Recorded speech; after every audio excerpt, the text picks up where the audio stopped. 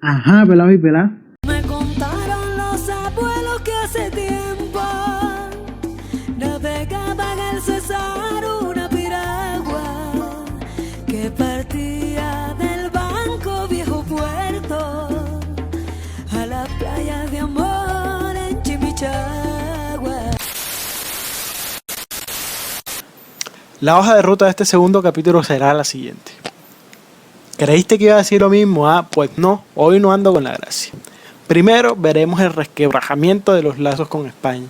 Después, los antecedentes y precursores de la independencia, seguidamente la crisis en la monarquía, la patria boba y finalmente el impulso final de la causa patriótica. Advertencia, en este capítulo la palabra mamerto aparecerá un poco de veces. Para más información sobre el significado de esta palabra, por favor referirse a la excelentísima Mafe Cabal. Pero bueno, ¿pero ya estás grabando? Esto al aire. Ah, ya, ay, qué pena, perdón. No se olviden de suscribirse y darle like a esta vaina, mijitos lindos, que más caro sale votar por un mal presidente, no votar o votar por tibios. El meollo del asunto comienza por un crecimiento económico y demográfico que debilitó los lazos con los españoles. A final del siglo XVII, la mayoría de los blancos eran criollos y no españoles peninsulares. De ahí hacia abajo las diferencias eran abismales. En términos económicos, la explotación española para los colombianos primitivos no era de tal dimensión como sí lo era para los venezolanos. Esto pues, el comercio neogranadino en su gran mayoría era hacia adentro. El oro, que era el único producto de exportación importante, tenía fletes altos, pero no era un tema de mayor preocupación para las clases burguesas. Sin embargo, en este platanal, las rivalidades entre criollos y españoletes eran crecientes. Varias razones aparecen como explicación. La más importante de ellas, los puestos públicos, que eran acaparados por los de sangre azul. Según el compadre David Bushell, no hay evidencia de que esta rivalidad haya sido de mayor intensidad en la Nueva Granada que en otras colonias. El otro tema importante aquí es la representación política. Como ya hemos visto, el único espacio para los criollos era el cabildo. Después de la Revolución Francesa, liberté, égalité y fraternité, el pedido de mayor representación creció, pues por obvias razones. Para este momento, la mayoría quería, al menos, mayor independencia de la corona. Todavía no había vientos independentistas. La Nueva Granada no recibía tantas influencias de corrientes mamertosas para la época. En este mismo lugar huele a azufre todavía. Porque no tenía tantas conexiones con el extranjero como si las tenía Venezuela, por ejemplo.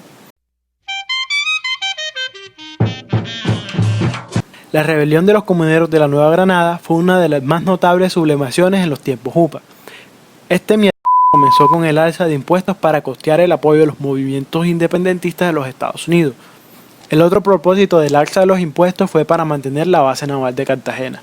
La corona tenía el monopolio del tabaco, que era la plantación más importante, el monopolio aduanero y el impuesto colonial a las ventas, que era el IVA de la época. El tropelín inició en 1781, pues en ese momento entraban en vigencia los decretos que los imponían. El lugar donde se inició todo fue la provincia del Socorro, en lo que hoy es Boyacá.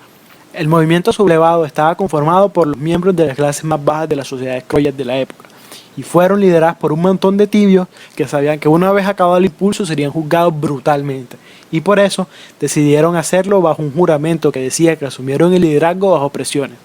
Uno de estos señores fue Juan Francisco Bermeo. Esta misma situación se propagó por otras regiones del país, pero nunca hubo una organización real entre sublevados. Lo que sí hicieron en común fue la organización de pequeños ejércitos y depusieron varios funcionarios chapetones. Para este momento, el virrey se encontraba en Cartagena atendiendo la defensa contra los británicos. El rey agarró su trimotile, un motocarro, y se marchó, y a su barco le llamó Libertad. Entonces, la audiencia tribunal colonial asumió el control, que en realidad no hizo, porque no contaban con un pie de fuerza para someter a los mametos, contestatarios, petristas y vagos que se alzaron. ¡Estudien, vagos! Los comuneros abrieron camino hacia Bogotá con la consigna ¡Viva el rey y afuera el mal gobierno!, lo que habla de sus reales intenciones, cambios superficiales y no estructurales. En todo caso, se reunieron en Zipaquirá con el arzobispo Antonio Caballero y Góngora, y este accedió a la mayoría de los reclamos dirigidos hacia la disminución de los impuestos, y hasta accedió a preferir a criollos en puestos públicos. Pero el rey, el de verdad, cuando se enteró dijo que no hay cuca y les tiró al ESMAD, para que dejaran la jodedera.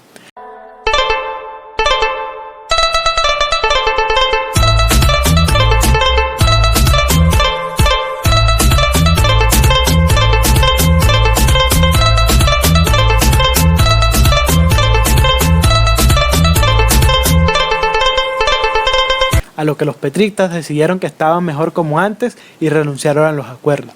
Los que decidieron continuar fueron fácilmente controlados y sus partes fueron exhibidas por 6 meses. Su casa arrasada y el piso de las viviendas fue cubierto con sal. ¿Para qué carajos? No tengo ni idea. Lo que sí es importante destacar es que, gracias a la intervención del arzobispo, los que participaron en la primera insurrección fueron perdonados y el resto de los sublevados que continuaron con la campaña fueron, por fin, bajados de las estacas en que habían sido colgados. Entre los legados del tropel fue que los españoletes nunca más confiaron en los locales. Los neogranadinos habían probado el fruto prohibido del tropel y les había gustado. Pues bien, es hora de que hablemos de uno de estos revoltosos, Antonio Nariño. Este era un niño pupi bogotano. Lo que resulta difícil para mí es que yo hablo así. De espíritu mamerto que había simpatizado con la revuelta de los comuneros. Según el primo Boucher, le gustaba leer vainas prohibidas en la época y tenía una de las bibliotecas más grandes de la colonia. No obstante, lo más importante era que tenía una imprenta. Después de traducirlo, divulgó el texto más mamerto de todos los textos mamertos en la historia, la Declaración Universal de los Derechos del Hombre. Luego de vender una y regalar otra copia, le entró el sofoco, el tibiritábara, el muele y trató de recuperarla, sin fortuna. Después quemó las 98 restantes. Como en el pueblo abundaba el chisme, las autoridades se enteraron y sentenciaron a 10 años de prisión al pobre hombre, y como si no fuera suficiente, al exilio eterno. Parece que es en este momento que se acuñó la célebre frase: pueblo chiquito, infierno grande. La historia de este personaje no terminó aquí, cuando el barco que lo transportaba a su destino final, literalmente, logró escapar. Después terminó en Londres, quién sabe con qué plata, y quién sabe con qué plata regresó a la colonia. La recorrió y llegó a la conclusión de que no estábamos preparados para la independencia. Después se entregó y terminó en un calabozo de Cartagena.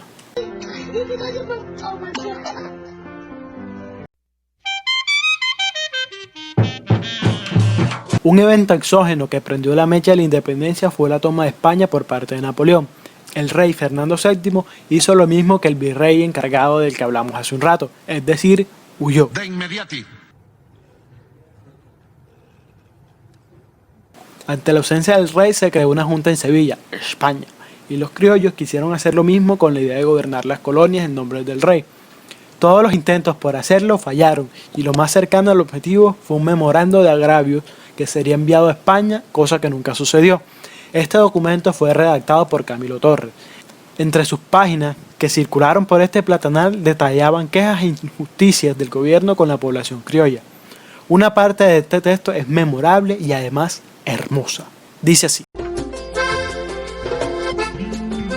mi respeto a la democracia y a todos los partidos, porque yo soy un hombre que pago impuestos. Ni soy conservador ni soy liberal. Tal vez socialista.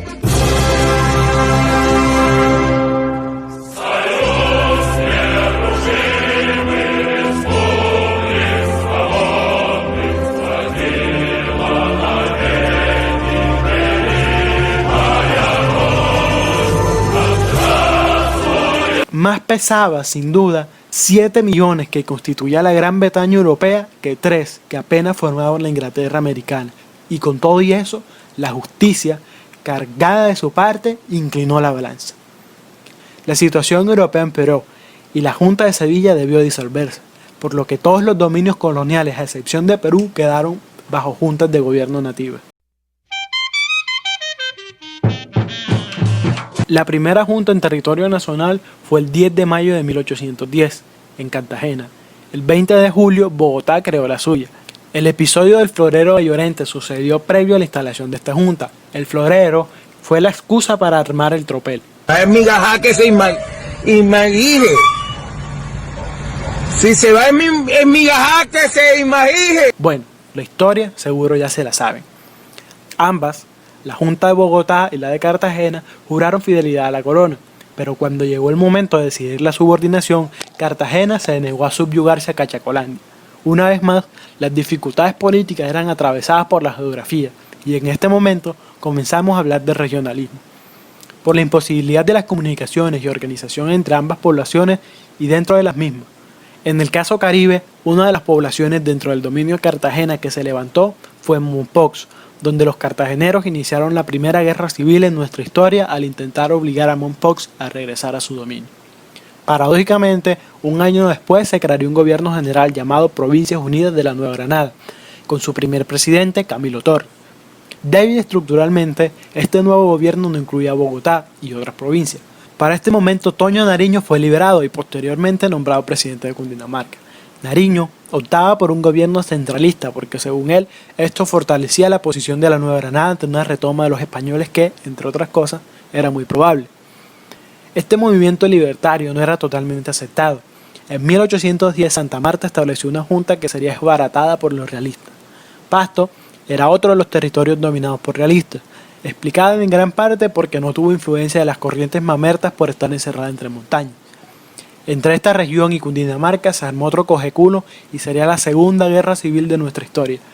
El compay Nariño había sido arrestado en el marco de este conflicto y enviado a prisión, una vez más.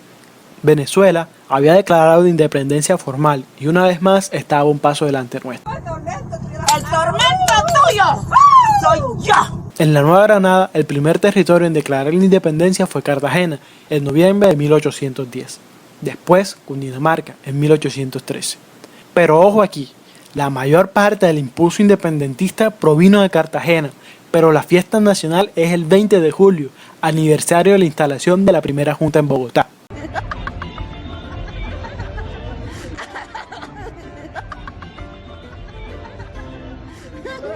El proceso de independencia por la reconquista española. Las disputas políticas que todos conocemos, la falta de experiencia militar y administrativa, fueron las razones de que este periodo sea llamado como la Patria Boba. Personalmente considero que es una denominación ciertamente discutible. Cualquier proceso de formación de una nación será conflictivo. Lo cierto es que en este periodo se abolió la Inquisición, los criollos accedieron a puestos públicos y se abrieron los puertos para comercio con naciones amigas. Aunque no hubo reformas estructurales, en 1814 la provincia de Antioquia dio el primer paso hacia la abolición de la esclavitud, pues garantizaron la libertad a los niños que nacieran de madres esclavas. Además, el comercio de esclavos fue eliminado. Por otra parte, terminaron el monopolio del tabaco. Ahora, los terratenientes podían sembrar tanto tabaco como quisieran y los empresarios manufacturar y comerciar el producto a su imagen y semejanza. Las disputas internas de la Nueva Granada probablemente no hubieran evitado la retoma española. De hecho, Mar del Plata fue la única colonia que no volvió a ser posesión española. Del fracaso independentista venezolano surgió Simón Bolívar como héroe de la película. El compay Simón nació en Cuna de Oro, adquirió experiencia militar en la milicia colonial y su papel en la lucha contra la corona en primera instancia fue mínimo. Bolívar ofreció sus servicios a la Nueva Granada y fue aceptado. De inmediati. El Juanchito retomó Caracas e instauró una dictadura militar que apenas duró un año. Para 1814 Bolívar estaba de nuevo en la Nueva Granada. Había participado en la conquista de Bogotá y en la guerra contra los realistas de Santa Marta. En este momento, las cosas en España habían vuelto a la normalidad. Fernán VII estaba de nuevo en el trono y tenía la firme intención de eliminar a los mamertos coloniales. La primera parada de los Sangre Azul fue en Santa Marta, al mando de Pablo Morillo, quien pisó estas tierras con 5.000 hombres. El primer objetivo sería Cartagena, ciudad que no pudo ser tomada por la fuerza, sino que sitió por 106 días. Los cartageneros, valientemente, resistieron comiendo ratas, bacalao podrido, burros o lo que sea que se moviera. Pregunta seria, ¿en qué momento perdimos esa Cartagena vigorosa, vanguardista y luchadora? Los fusilamientos, una vez tomada la ciudad, fueron a diestra y siniestra. Mientras tanto, los soldados españoles emprenden su campaña monte adentro. En 1816, el dominio español estaba reinstaurado. Posteriormente, prosiguió un periodo de terror para todo el mundo, probablemente parecida a la Colombia de los carteles, la mayoría de los caídos mamertos coloniales. En 1819 comenzaría la campaña libertadora de compay Bolívar. El primer objetivo, la Nueva Granada. La razón, primero, porque la presencia militar era menor que en Venezuela, y segundo, porque el descontento era creciente. Incluso ya se habían creado guerrillas patriotas. Policarpa Salabarrieta servía como enlace informante en esta guerrilla, hasta que, como no, fue asesinada. De entre estos grupos insurgentes, ubicados en su mayoría en los llanos, surgió Pacho, un cucuteño y estudiante de leyes, pero que nunca ejerció, pues fue más un militar competente que un abogado. Pacho y el compadre Bolívar emprendieron la campaña libertadora a través de los llanos, inundados por el verano. Luego escalaron los Andes y el 7 de agosto de 1819 en Boyacá obtuvo la victoria casi definitiva. Luego entró a Bogotá, un punto estratégico. A partir de ahí se comenzaría a retomar el control del territorio. En octubre de 1821, Cartagena volvió al dominio criollo. Pasto sería el último territorio en caer como secuela de la liberación de Ecuador, campaña liderada por Antonio José de Sucre. No se me duerman que ya casi termina. Hasta este punto, la lucha por la independencia tenía algunos impactos sociales. Los esclavos, por ejemplo, los esclavos que combatieron en el ejército rebelde obtuvieron su libertad. Otros lograron escapar aprovechando el tropel. Algunos miembros destacados del ejército recibieron buenas recompensas por sus servicios, lo que les permitió ascender en la escala económica. Sin embargo, la estructura era altamente desigual, con una clase alta pequeña y una mayoría clase baja sin acceso a la educación, ni influencia política, ni comunidades. Hasta aquí, la misma data revolcada. En el próximo capítulo... Aquí está nuestro hijo. Quiero verlo, conocerlo.